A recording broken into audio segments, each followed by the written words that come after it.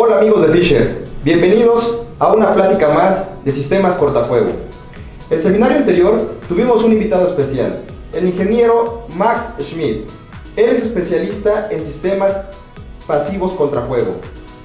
En aquella ocasión, muchos de ustedes nos hicieron llegar bastantes preguntas que por el tiempo que teníamos destinado fue imposible contestar en ese momento. En esta ocasión nos dedicaremos a responder esas preguntas que ustedes nos hicieron llegar. Pero antes de comenzar, veamos la trayectoria del ingeniero Max.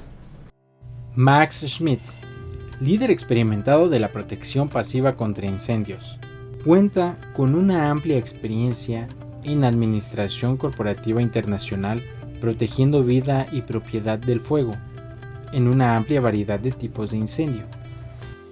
Es pionero del mercado de la protección pasiva contra incendios en México desde 1980. Además, cuenta con experiencia en evaluación, desarrollo de planes e implementación de medidas pasivas para la prevención de los incendios y la seguridad de la vida, así como la propiedad.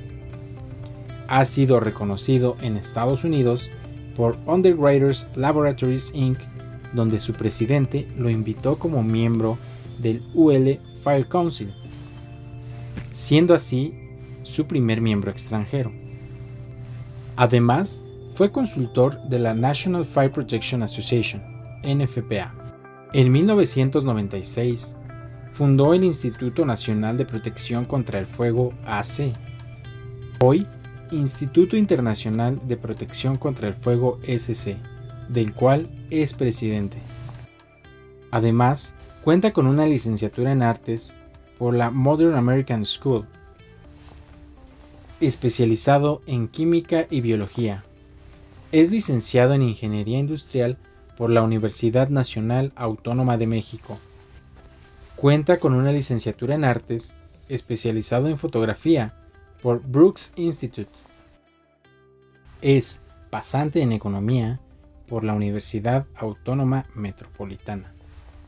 Y cuenta con estudios en sistemas de protección pasiva contra incendios por la NFPA. Al día de hoy, ha escrito 4 libros acerca de la protección contra el fuego. Ha participado en proyectos arquitectónicos sobresalientes, entre los que destacan la Torre Ejecutiva Pemex y numerosos corporativos. Además, ha participado en proyectos industriales como refinerías, plataformas marinas, centrales termoeléctricas, etc.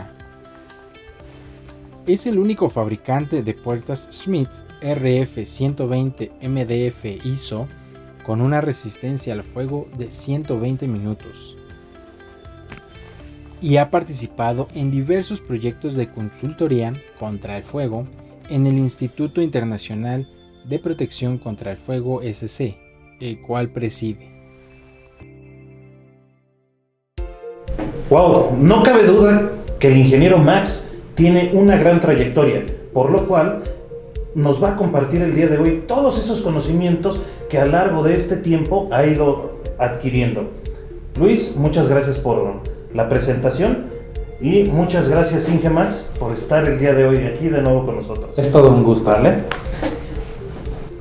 ¿Qué te parece, Inge, si antes de comenzar de lleno nos platicas un poquito qué es un sistema cortafuego, para qué se usa o, en este caso, por qué usarlo?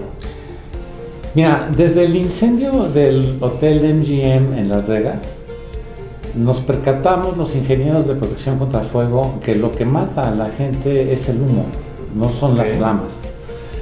Y a raíz de ese incendio fue donde se empezaron a normalizar ya en Estados Unidos el uso de los sellos cortafuego, porque la propagación del humo a través de las aperturas no protegidas, de los intersticios no protegidos, se desplaza a una temperatura de 800 grados centígrados. Y además desplaza gases tóxicos. Los materiales nuevos de la construcción usan plásticos y esos plásticos liberan sustancias tóxicas cuando están en combustión. Entonces, si no tienes un sistema de sellos, yo más bien les llamo cortahumo, la gente se te va a morir. Hubieron 80 muertos en el MGM Vegas y 600 heridos con lesiones pulmonares. De ahí la importancia del sistema llamado cortafuego, que en realidad, repito, es un sistema de bloqueo de humo y administración para confinarlo al punto de origen. Ok, Max, entonces, en esta perspectiva, lo primero que hay que neutralizar es el humo. Definitivamente.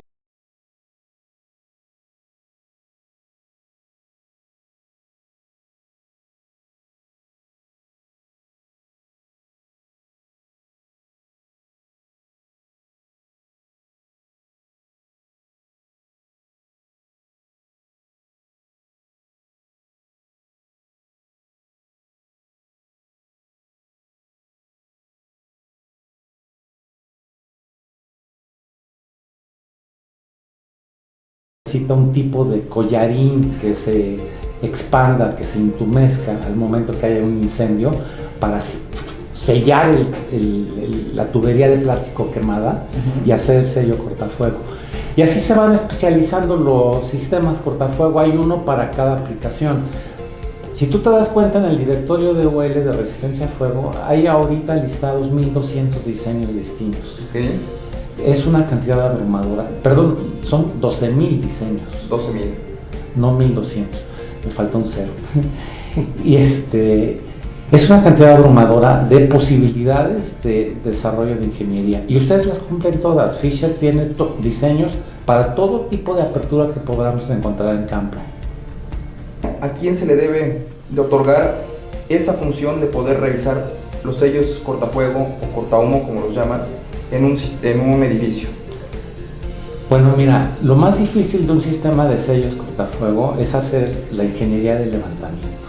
Porque en la ingeniería del levantamiento, el que la haga ya debe de tener una visión clara de los sistemas que existen para poder decir en este lugar esto, en este otro lugar aquello, en este otro lugar aquello. El reglamento de construcción de la Ciudad de México también lo menciona, que hay que sellar las obturaciones, pero no son claros porque no te dan ni con respecto a qué norma debes de probar, no te dicen qué tipos de diseños te puedes encontrar. O sea, en México todavía estamos muy atrasados en el aspecto normativo. No nos debemos de preocupar porque de acuerdo a la Ley Federal de la Infraestructura de la Calidad, si no hay una norma conocida en el país, en México, se utiliza el catálogo ISO. Y el catálogo ISO sí tiene normas de sellos cortafuego, son las que debemos de usar aquí en México, en ausencia, en el vacío normativo en el que vivimos. Max, y tocando este tema de los ISO, es una de las preguntas que nos hicieron llegar. ¿Cuál es la diferencia entre las ISO, las UL, las normativas NFPA y las ACTM? Mira, es muy sencillo de entender. Nosotros como Instituto Internacional de Protección contra el Fuego certificamos todas, porque todas funcionan. Es un aspecto más bien de tipo legal. México tiene firmado un convenio en Bélgica con la International Standard Organization, donde México ha decidido que va a utilizar el catálogo de normativo ISO. Nosotros por eso medimos la distancia en metros, no en yardas. Medimos los volúmenes en litros, no en onzas. Nosotros usamos el sistema métrico decimal. El otro sistema es el sistema imperial. Entonces, a las normas que usan el sistema imperial, como son la ASTM, la NFPA y la UL, México las considera normas domésticas extranjeras. Okay. Pero nosotros usamos normas internacionales, ¿me explico? O sea, las ISO. Ahora, por la penetración comercial que ha tenido Estados Unidos en México, en la práctica en campo te piden las normas UL, pero la norma oficial es la ISO, la 95 para ser preciso. Okay. Entonces, sí se presta mucha confusión en campo. El simple hecho de poder utilizar un sello cortafuego que cumpla con la norma ya es en sí un gran logro en este país porque la gente no conoce. Entonces hay que educar mucho al comprador. Y hay que enseñarle que el cumplir con la norma evita la propagación del humo y salva las vidas de las personas que usan el inmueble. Pero si te das cuenta, es muy técnico el aspecto de la diferencia entre una norma ISO y una norma ASTM. Su metodología de prueba, que es lo importante, es muy parecida. Y en México, ¿cuál de estas normativas rige en el diseño? Mira, por usos comerciales, Uh-huh. ahora sí que digamos por usos y costumbres, se está usando la UL, la ASTM y la NFPA, porque estamos pegaditos a Estados Unidos. Okay. Y no se están usando las ISOs 10295 ni todas ellas. En este caso, me surge una duda, escuchándote, Inge Max. Hablábamos un poquito del reglamento de construcción en México, un poco también de el ISO, ASTM, UL y demás.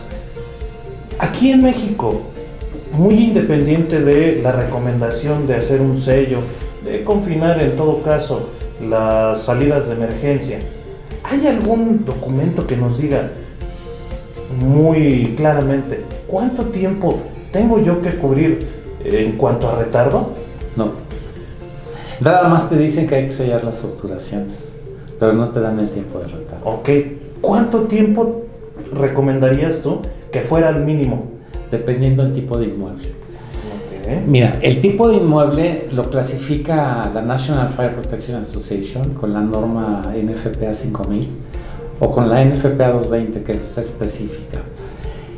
Los edificios de material incombustible, como son los de acero y los de concreto, hay dos tipos. Hay los que son altos, como los rascacielos, esos se denominan tipo 1. Esos yo en México, en la Ciudad de México, les daría por lo menos 2 horas de protección contra fuego. Okay. Porque la evacuación, que es lo que estás tratando de buscar, tiempo, le estás dando tiempo a las personas de tener rutas de evacuación libres de humo. Evacuar un rascacielos es muy lento comparado a evacuar, por ejemplo, un aeropuerto, que es una construcción horizontal. Si tú tienes una construcción horizontal es tipo 2. Y en los tipo 2, NFPA te permite hasta no tener ningún rating de protección contra el fuego. Te da opciones de 0, 1 y 2 horas. Uno de mis clientes más importantes, que es Gap, dijo, bueno, si yo tengo la opción de elegir entre 0, 1 y 2 horas, me voy a la de en medio. Y están usando la de 1 hora. Le dije, es la mejor decisión que puedes tomar. Que no te quedes sin protección, pero tampoco que no tires tu dinero en 2 horas. Y están usando 1 hora. ¿Por qué? Porque la NFPA 5000, a través de su normativa en específico, NFPA 220, los aeropuertos los clasificamos como tipo 2 y podemos usar 1 hora.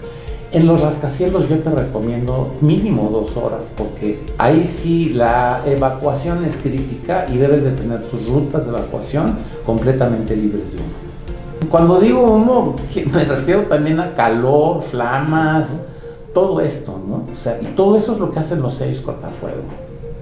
Por eso son tan importantes. Max, en el entendido de que los sellos cortafuego deben permitir a las personas evacuar un edificio, tocaste también un tema que es la compartimentación. Exacto. ¿Qué importancia tiene la compartimentación en los edificios, en los aeropuertos? ¿Qué nos puedes decir de la compartimentación? Mira, la compartimentación en los últimos años se ha convertido en el factor más importante del desarrollo de la ingeniería de protección contra fuego en el mundo más adelantado que el nuestro, de normas, como es Estados Unidos, como es Europa. La compartimentalización te permite confinar el incendio y sus productos a un punto de origen, para que no se te haga conflagración. Para poder hacer una compartimentación correctamente, tienes que tener el muro, el sello cortafuego, la puerta cortafuego y el plafón cortafuego para hacer compartimientos, cápsulas. Okay. Se genera el incendio y ahí se queda. Cuando llegan los bomberos para extinguir, ya no se van a encontrar una conflagración, porque no se expandió, no se extendió el incendio. Se mantuvo dentro del punto de origen. Por eso son tan importantes los sistemas de compartimentalización. ¿Y quién debería ser el organismo encargado de regular este tipo de compartimentación?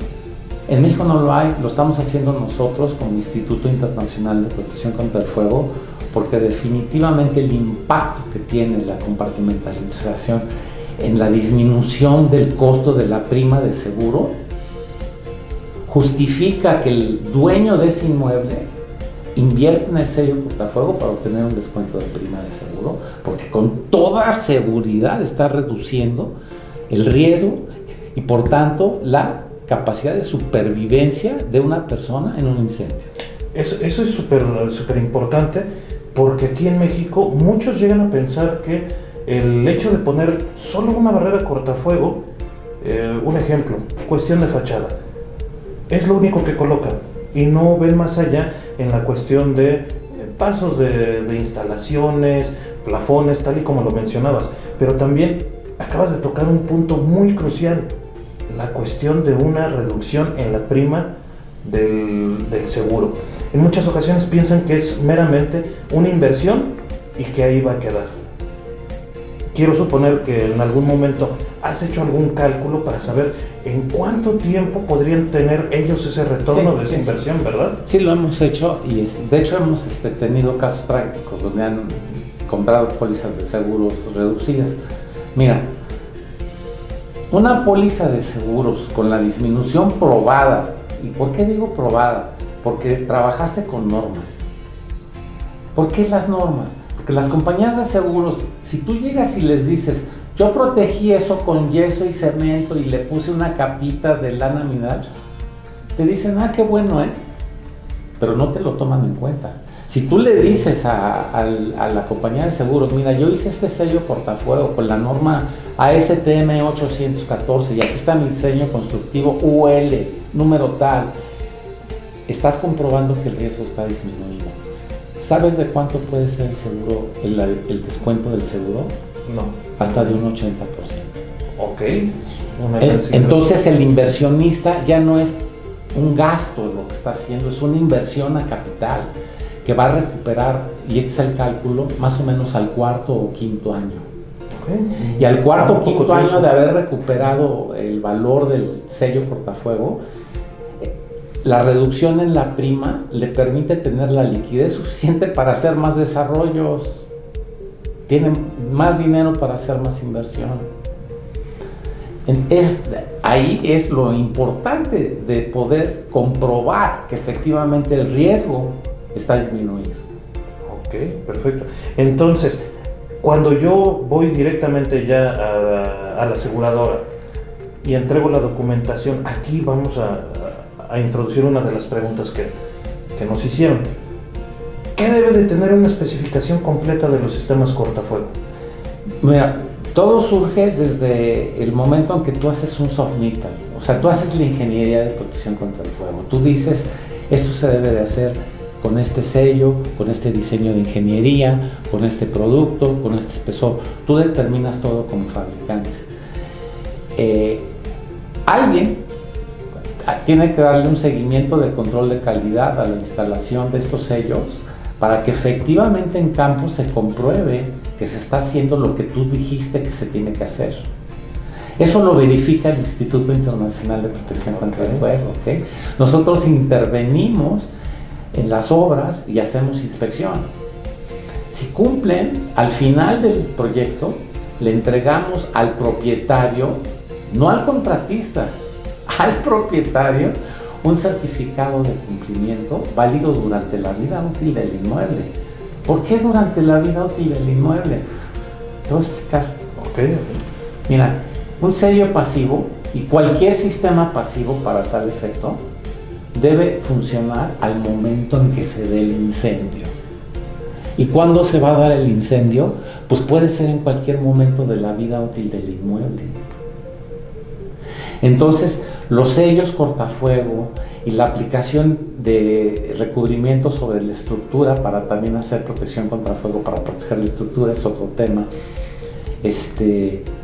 Se da un certificado de cumplimiento válido para toda la vida útil del inmueble, porque no requieren de mantenimiento. Y en los sellos cortafuegos es muy importante que ustedes pongan placas de identificación en cada sello, del tipo de material que usaron, el diseño UL constructivo que usaron, por si hay alguna modificación para meter un nuevo cable, un nuevo conduit, un nuevo tubo, lo que sea, se repare exactamente igual. Con el mismo material usado, el mismo sistema, bueno, la misma configuración web. Exactamente. Eso es importante porque entonces ya no empiezan a hacer una mezcla de un producto con otro y otro y otro. No se debe de hacer. Porque UL de no esa te- manera podría llegar a perder la garantía que... De hecho, pierde toda la certificación. Ok, eso es bien importante mencionar. Max, y tocando ese tema de que los sellos deben estar enfocados a la vida útil del edificio, ¿cuánto tiempo tú recomiendas que se hagan inspecciones en los sellos? Cada 5 años. Cada 5 años. Y si existe alguna modificación, ¿recomiendas retirar todo? No, corregir lo que esté averiado. Ok. Esa fue una de las preguntas que nos hicieron.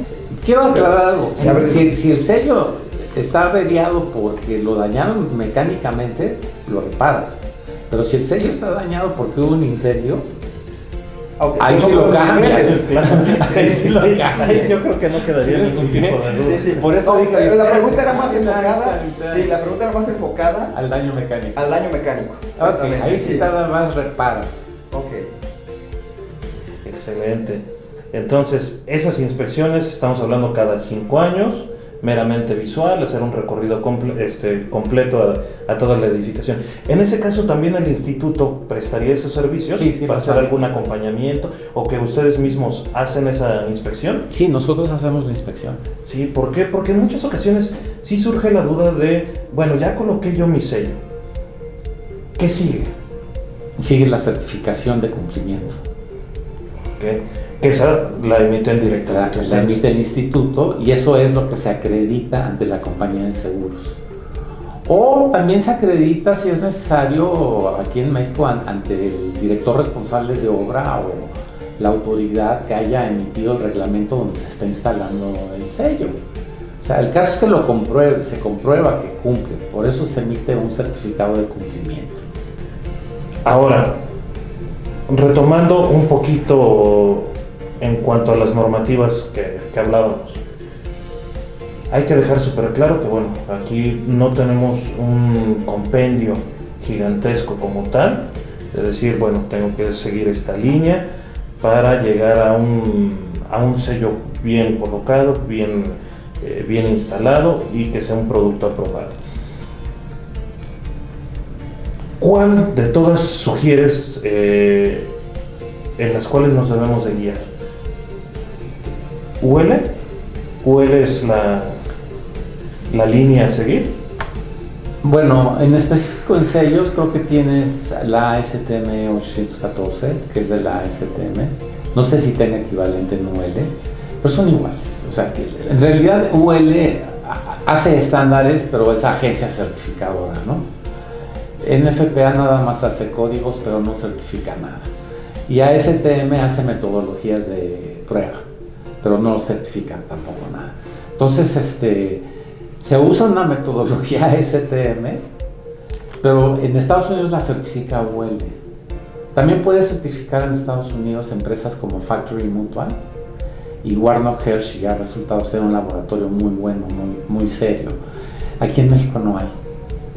Solamente estamos nosotros como instituto que estamos dando validez de certificación a todo lo que está publicado en el Directorio de Resistencia a Fuego, que está hecho en base a la norma ASTM 814, Directorio de Resistencia a Fuego de UL.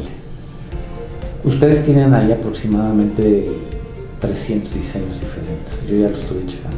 Y esos diseños cumplen todos los casos que tú te puedas encontrar de sellos en un proyecto. Y tocando este tema, la teoría se abarca con los sistemas ULs que contamos para nuestros productos. Sí. Pero, ¿qué recomiendas tú? ¿O cómo se debe hacer la capacitación al personal que va a instalar los sistemas cortafuego? Porque es un punto crucial también. Depende de ellos que se haga una buena colocación del sistema. Sí, definitivamente tiene que ser mano de obra especializada. Tiene que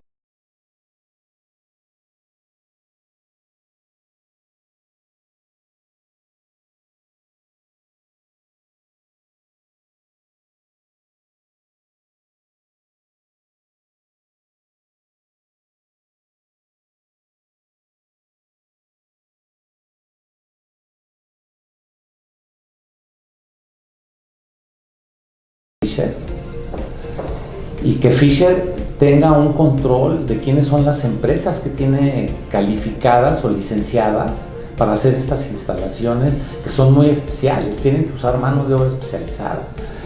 Yo me topé el otro día con un proyecto donde tu competidor, no te voy a decir cuál, dijo, no, aquí cualquiera les hace el sello, hombre, es nada más aplicar así ya una embarrada. Y les dije que no, les reboté el sello, de hecho, les dije que no funcionaba. O sea, tú no puedes creer que un ayudante general vaya a llegar a embarrar nada más así el material como si fuera pintura. Eso no es así. O sea, tienes que tener un especialista que sepa cómo usar un airless, que sepa por qué el espesor es el espesor, que sepa por qué el material de soporte debe de tener ciertas características. O sea, es mano de obra especializada, ¿me explico? No lo puedes dejar a un ayudante general. Claro. Y esos los tiene que hacerse responsable una empresa que cuente con la certificación, que dé la cara de que su personal está capacitado. Muchas veces nos preguntan que si Fisher se puede o puede hacer el trabajo de la instalación. En este caso les comentamos que no podemos hacer ese alcance, debido a que como somos fabricantes, entonces fungiríamos como juez y parte, ¿no? en el tema de la instalación. Por eso la importancia de contar con instaladores que sepan hacer ese trabajo. Los tienes que licenciar, o sea, tienes que tener un control de quiénes son tus aplicadores licenciados. Y a ellos darles la oportunidad de concursar en estas licitaciones. Claro. Así lo hacen en Estados Unidos, ¿eh? O sea, como, mira, el riesgo civil es pérdida de vidas. Y el delito es punible como homicidio en grado de tentativa. Entonces tienes que tener una empresa que realmente sepa lo que está haciendo. Sí, no es cualquier empresa que diga, oye, yo veo la oportunidad hoy de instalar el sello cuando me he dedicado toda la vida a las soldaduras, ¿no? Entonces, tienes que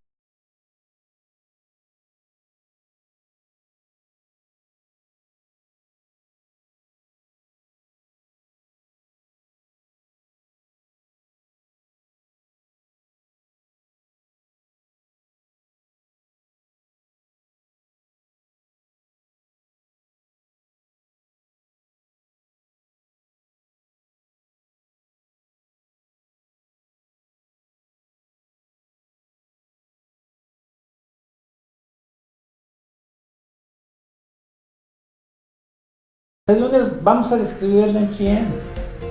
Sucedió en la planta baja, en la cocina, el incendio.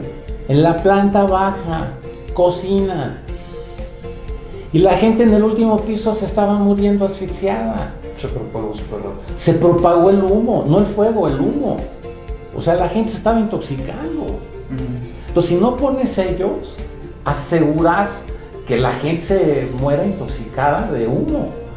Y no creas que es cualquier humo, o sea, es humo a 800 grados centígrados, te va a quemar los pulmones. Y luego, nada más imagínate la combustión de las camisas aislantes de los cables que son de PVC, liberan cloro. El cloro se te combina con la humedad de los pulmones y te forma ácido clorhídrico, o sea, te lo quema. O sea, la muerte por humo, por inhalación de humo, es dolorosísima. Yo creo que de ahí viene el tema. No sé si recordarán cuando fue el desastre de las Torres Gemelas, hubo muchas personas que prefirieron morir por el golpe que morir propiamente intoxicados. No sé si recuerdan esas imágenes rompiendo las personas los cristales. Aventándose. Mira, nadie se va a dejar morir por calor de un incendio, por flamas. La gente se está muriendo en los incendios por humo. Cuando los encuentran quemados, es que ya se habían muerto antes intoxicados. Nadie soporta la intensidad del calor de un incendio. Por eso optaron esas personas que todavía estaban con vida en las Torres Gemelas, prefirieron el morir en el vacío y aplastados que el sufrimiento de morir quemados. Hay la importancia de utilizar sistemas cortafuego, pero ahora hay una combinación. Son los sistemas cortafuego, que son los sistemas pasivos, están los sistemas activos y están los sistemas de detección. En esta parte creo que se debe de enfocar las tres cosas totalmente sin olvidar ninguna a la otra porque son complementos. Simplemente se tienen que utilizar esos tres sistemas para poder garantizar la seguridad de todo un edificio. Mira, yo veo mucho desconocimiento del tema en México y dicen, bueno, si yo uso sistemas activos, ¿para qué uso sistemas pasivos? Y si yo ya tengo sistemas pasivos, ¿para qué uso sistemas activos? Señor, son completamente diferentes y para funciones completamente distintas. O sea, el sistema pasivo es un sistema que te va a contener humo, incendio, fuego, etcétera, etcétera, es de contención. El sistema activo es de alarma para dar aviso a la gente. Si, por ejemplo, en el MGM, si el incendio estaba en la planta baja, en la cocina, avisar a todo el edificio que hay un percance para que evacúen. Entonces tienes que tener a fuerzas un sistema activo de notificación y un sistema activo de supresión. Si tú tienes sellos cortafuego y se te da el fuego en un habitáculo de una habitación, con un par de sprinklers lo apagas. Pero si no tienes los sistemas cortafuego y se te hace conflagración, ni con todo el sistema de sprinklers lo vas a apagar. O sea, no va a haber suficiente agua, no va a haber suficiente presión. Va a ser un problema muy, muy grande y muy feo. Ya ves que en Estados Unidos reportan, no que hubo un incendio en un rascacielos, pero no hubo muertos. No hubo muertos porque la ingeniería de los sellos cortafuego, la ingeniería de los sistemas de protección de la estructura son muy buenos. Entonces se mantiene el incendio a su punto de origen. Ese es el secreto de esto. ¿Ok? ¿Me explico? Sí. Entonces debe haber una sinergia entre las tres partes. A fuerzas. Okay. Uno no excluye al otro. Son mutuamente complementarios. Uno confina para que no haya conflagración y el otro da aviso para que se evacúe y extingue. Pero son necesarios los dos. Ahorita me hace pensar un poco. Yo ya coloqué mi sello cortafuego, tengo mi sistema activo y bueno, recapitulando, tengo mi sistema activo, mi sistema pasivo. Este tipo de sistemas pasivos se someten a algún tipo de prueba, chorros de agua, explosiones. Claro, no, sí, las normas para hacer la evaluación de sellos cortafuego son muy estrictas. Se toman en cuenta, por ejemplo, los niveles de presión atmosférica, cuántos bares tiene de presión el sello, te toma en cuenta el calor de la flama y todo eso tiene que funcionar muy bien para que no se transmite el humo.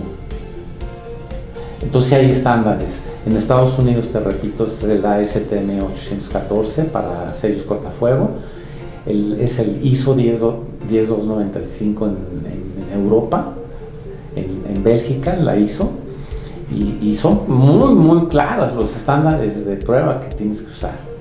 Ahora, ¿por qué tienes que usar estándares de prueba? Para poder evaluar comparativamente todos los productos que hay. No quiere decir que un incendio vaya a ser siempre como el estándar de prueba. ¿Me explicó? Todo incendio va a ser diferente. Sí, claro. Lo que te permite el estándar es medir una gran variedad de productos con la misma normatividad, con la misma metodología, para ver cómo se comporta y de ahí sacar conclusiones. Más adelante en México, como ya se está haciendo también en otros lugares del mundo, podremos hacer, en lugar de hacer especificaciones prescriptivas como las estamos usando ahorita, que además en México ni las hay en sellos cortafuego, que te dicen hay que poner 3 horas o 2 horas, vamos a tener que usar especificaciones por desempeño. O sea, tiene que haber un ingeniero que sepa cómo se comporta el fuego, cómo se va a comportar en esa situación en particular que te están pidiendo, y ahí diseñar. Pero ¿cómo diseña? En base a los experimentos anteriores que ya se han hecho, él puede entonces determinar y evaluar por desempeño una solución, pero lo tiene que hacer un ingeniero de protección contra fuego. Ok, porque ahorita recordando, en muchas ocasiones me han preguntado, bueno, esta espuma cortafuego, ¿cuántos grados me soporta? Porque piensan que esa es la manera correcta en la cual yo debo de hacer una recomendación. Pues mi incendio va a estar calculado a tantos grados. ¿Es correcta esa manera de...? No. Ok. No, mira, la temperatura es consecuencia del calor. Y la gente, los que no son ingenieros no lo entienden. A mayor energía calorífica, más rápido será el incremento de temperatura. Te lo voy a explicar de una manera muy sencilla. Temperatura es la velocidad a la que se están moviendo las partículas. Eso es temperatura. Calor es la cantidad de partículas que se están moviendo. En un incendio hay un chorro de partículas moviéndose, o sea, hay mucho calor.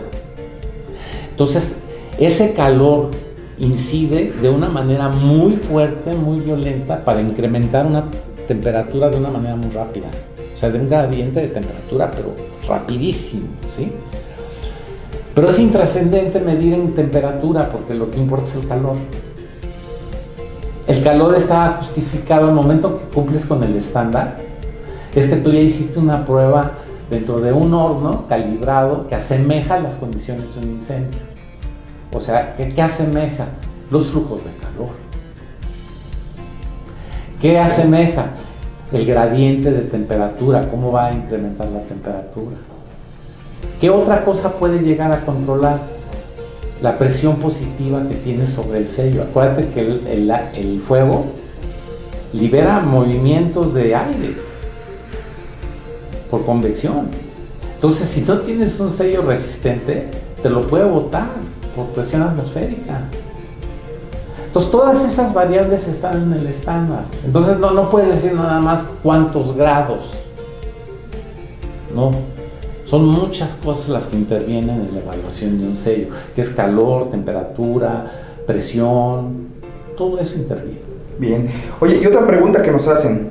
Lo hemos tocado en seminarios anteriores, pero creo que es muy importante.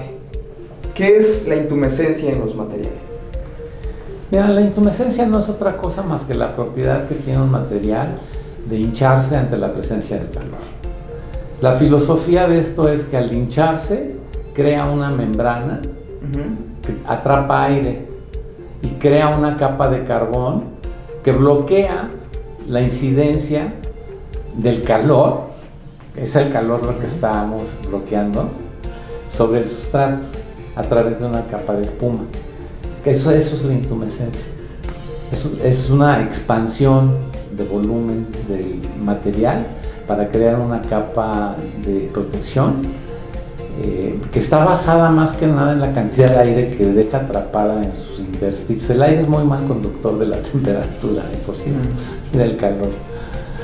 Por eso los materiales ligeros son muy buenos aislantes térmicos. Ok. De baja densidad, quise decir. Pero bueno, al final, si no nos aseguramos de colocar un producto intumescente donde se requiera, bueno, corremos un gran riesgo, ¿no? Mira, sí, por ejemplo, si tú tienes una tubería de plástico, ese es un ejemplo típico. Tienes una tubería de plástico penetrante. Si tú le pones un sistema normal, digamos, por ejemplo, un mortero, la tubería de plástico en el incendio se va a quemar y te queda ahí un agujero. Entonces tienes que poner esto, exactamente esto. Tienes que poner un collarín y todo este material interior es intumescente.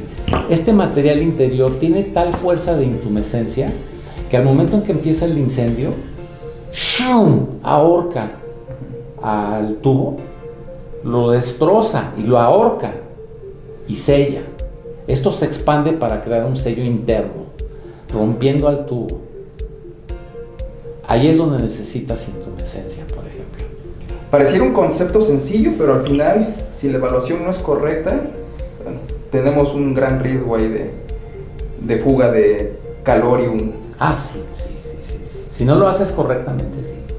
De hecho, bueno, me hace pensar un poco aquí, Inge, que sí se debe de concientizar a todas las personas. ¿Por qué? Suena la alerta sísmica aquí en México y todo el mundo sabe lo que tiene que hacer. No corro, no grito, no empujo.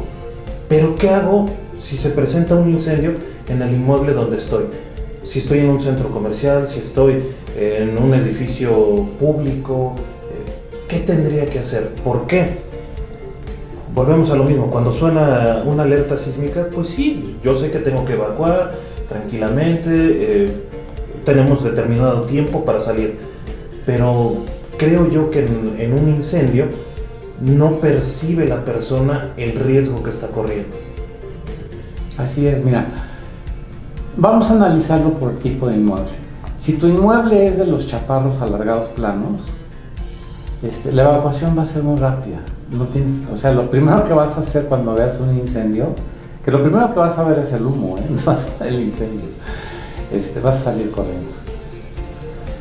Si tienes algún entrenamiento tipo bombero, te vas a ir al origen del incendio con un extinguidor y lo vas a empezar a apagar.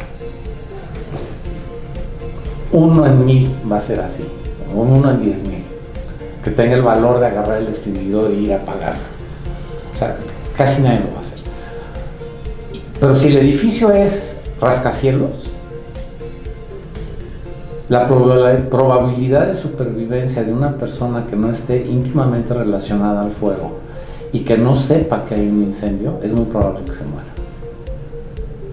Okay. Porque no hay alarma. En México los sistemas activos, y esto es un error muy grave, en México los sistemas activos de alarma, supresión, no son obligatorios en el reglamento de construcción.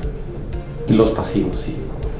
Oye, Max, y bajo tu criterio, ¿crees que se debería normalizar o se deberían hacer simulacros de incendio, así como se hacen simulacros de sismo?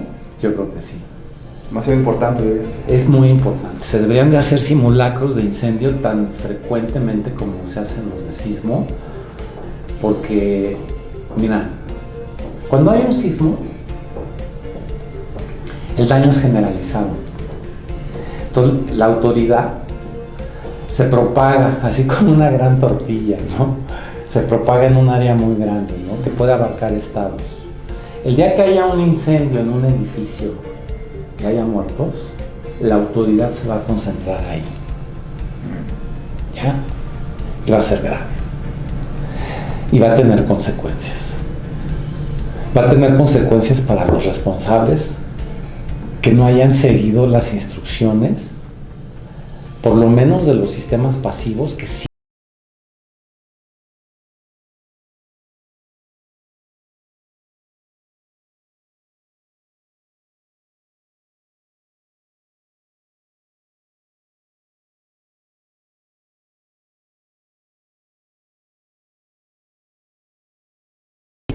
están conscientes del costosísimo impacto de perder una vida,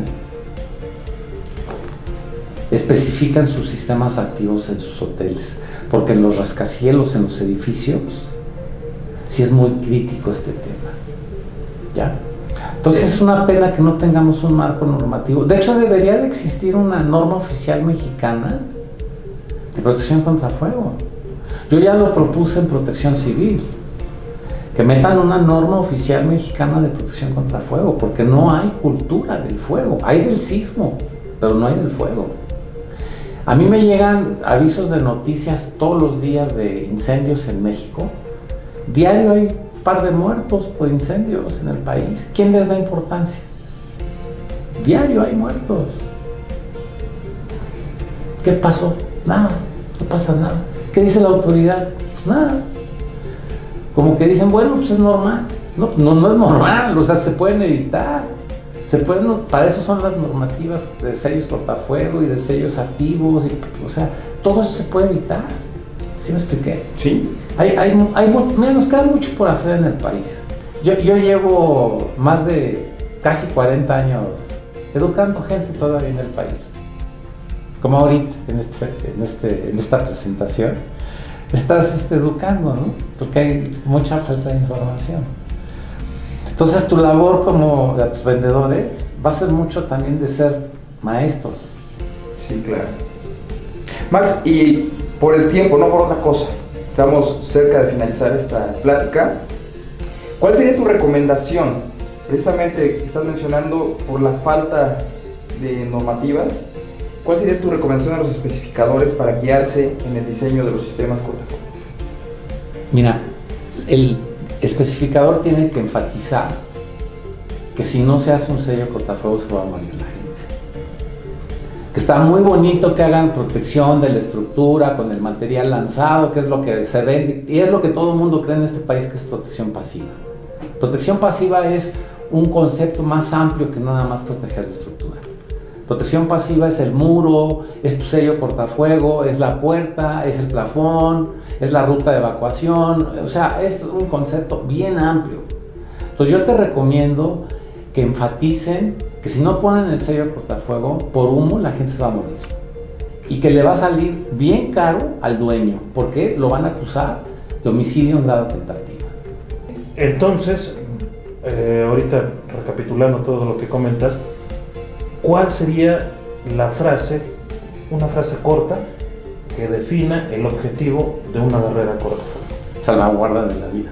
Salvaguardar vidas. Esa es la frase, ¡tac!, salvaguarda de la vida. Con la que se debe de iniciar un discurso de sistemas cortafuego, con lo que se debe de cerrar, salvaguardar vidas. Yo no te vengo aquí a sellar las aperturas, olvídate de eso. Yo vengo aquí a evitar que se te muera la gente que usa el inmueble. ¿Cómo? Administrando el humo que se va a generar en un incendio. Salvaguarda de vida. ¿Por qué se me van a morir? Porque se me van a morir intoxicados, con calor a 800 grados, con humo a 800 grados centígrados y gases tóxicos propios de la combustión de los materiales nuevos de la construcción. Y les das el ejemplo del PVC, que libera cloro, se combina con la humedad de tus pulmones. Y yo quiero ver que tu esposa y tus hijos respiren ácido clorhídrico, a ver si estás de conforme con ello, ¿verdad? No. Porque a cualquiera nos puede agarrar un incendio. Y deja que haya un incendio en este país, en uno de estos inmuebles que no han protegido bien. Mira, excuso decirte lo que va a pasar. Va a haber muchos muertos. Si no estuvo bien realizado ese edificio, si no estuvo bien protegido. Los que yo hice sí están bien protegidos. Pero ahorita ya están haciendo cada cosa que dices, hijo. Es terrible. Y entonces va a haber un incendio catastrófico. Okay. Seguramente. No quieres tú para Fisher un incendio catastrófico. Entonces lo primero que tienes que enfocar es, oye, los sellos cortafuegos salvan vidas. Y lo primero que tienes que hacer es salvar vidas. Muy bien, Max. Pues nuevamente te agradecemos esta compañía aquí con Fisher, el ingeniero Manuel. Muchas gracias, Inge. Como siempre, un gusto tenerte aquí. Un gusto platicar con ustedes. Muchísimas gracias por la invitación. Espero que les sea muy útil. Sí, seguramente, si nos permites, estaremos ahí invitando a otra plática más, porque seguramente va a ser de mucho interés para el público. Podríamos abrir el tema en muchas otras áreas con todo gusto. Perfecto. Pues gracias. Gracias a ustedes. Gracias, público.